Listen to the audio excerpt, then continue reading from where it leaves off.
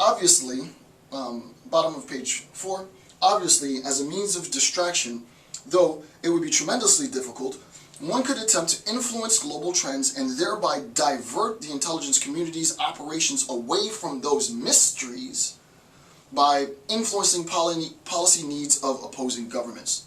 What in the world does that mean? That's all my own writing. I didn't take that from the book.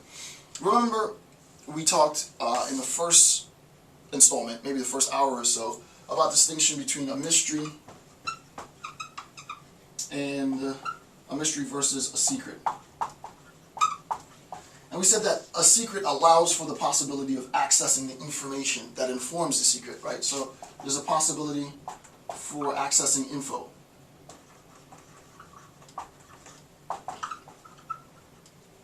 Right? There's a possibility with a secret for accessing information, whether it's going to be a bribe, whether it's going to be seduction, whether it's going to be force, whether it's going to be what have you, intimidation. There's a possibility to access the information that informs the secret. So technically speaking, a secret is something that we know that we don't know. We know that we don't know information X, and since we know that we don't know, we can then construct a mechanism to extract what we need to know. In terms of a mystery, however, we recognize there is no possibility, right, for accessing information. There's no possibility in a mystery for extracting the information that we're going to need in order to make sense of our world, intent. So this is something that's purely unknown. We don't even know that we don't even know. This is a lacuna, right? There's a gap in our information that we just don't have. We don't have this information.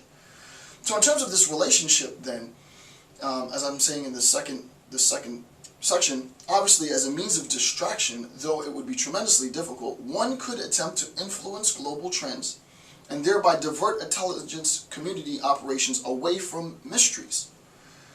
The idea is simple.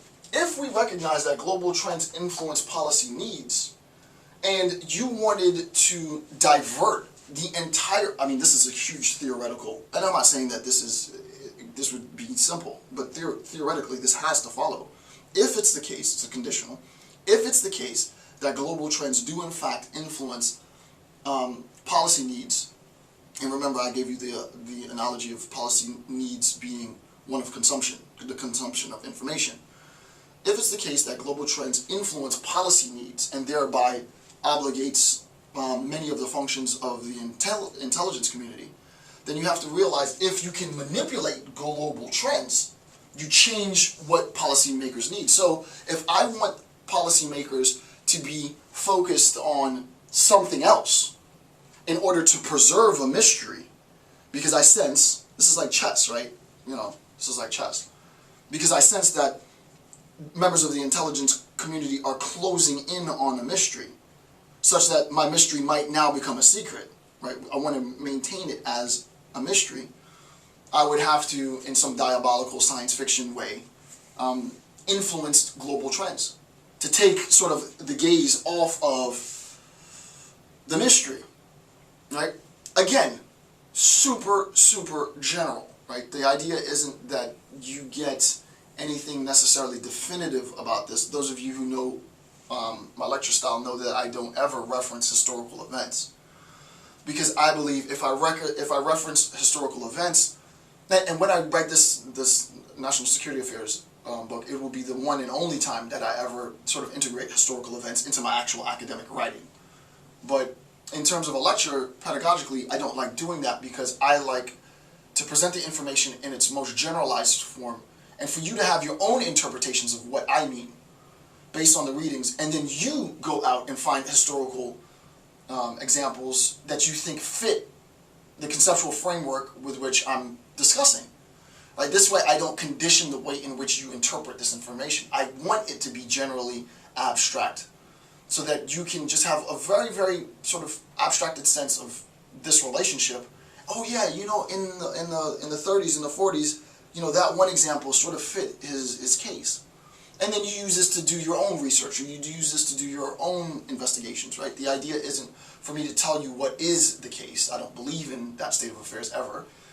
as much as it is to set a very general conceptual framework with which it'll generate, hey, an idea. Hey, now that he said that, yeah, let's look at the influence and let me see if I can find my own interpretation based on this framework. So all I'm doing here is constructing the framework.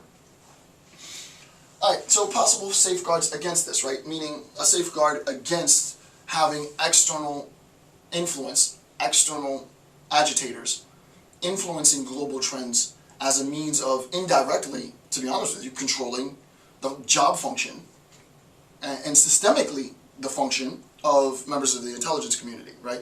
Members of the intelligence community could be indirectly, it would be a huge conspiracy in a sense, right? But theoretically, it would have to follow. Members of the intelligence community could be externally controlled. I don't mean literally controlled, but externally influenced by agitators who seek to create global trends that direct policy towards those trends as a means of really disguising some other sort of even more ominous motive, right? So it's very, as I said, intelligence work in general is not an easy thing because it's whatever you think is apparent is absolutely not apparent.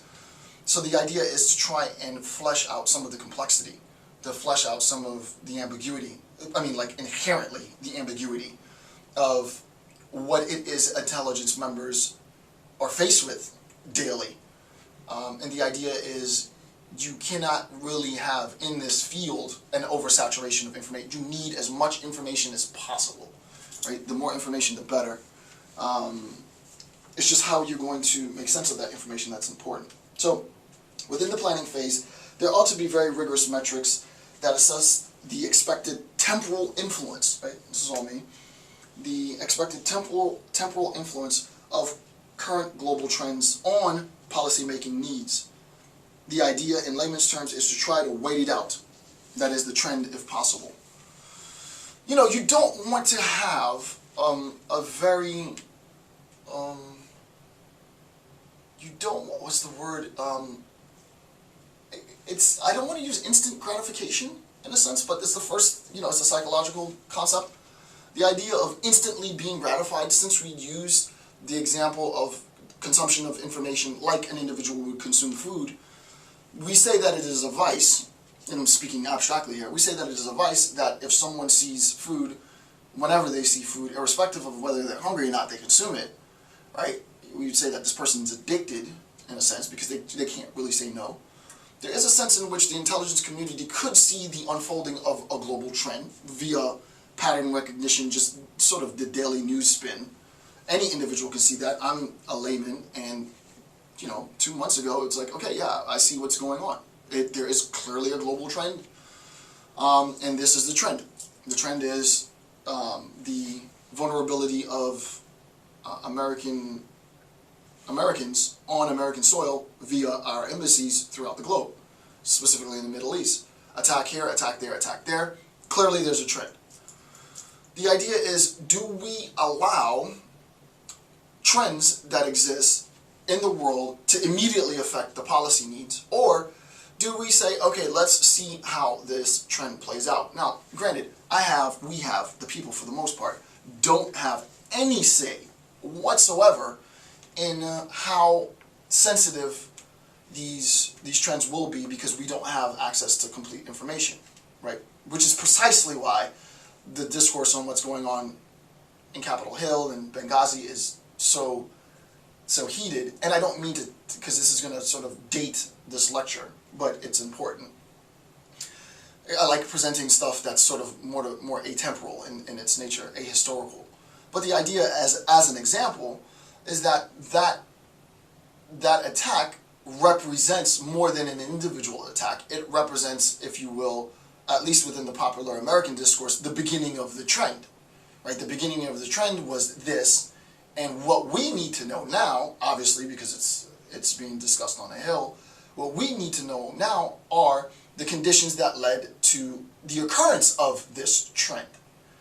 But the idea, again, is to sort of safeguard ourselves and our intelligence community from external manipulation. Wait it out. Is it something that requires the amount of attention that it is currently required. And I prepared this lecture months before this event, months before.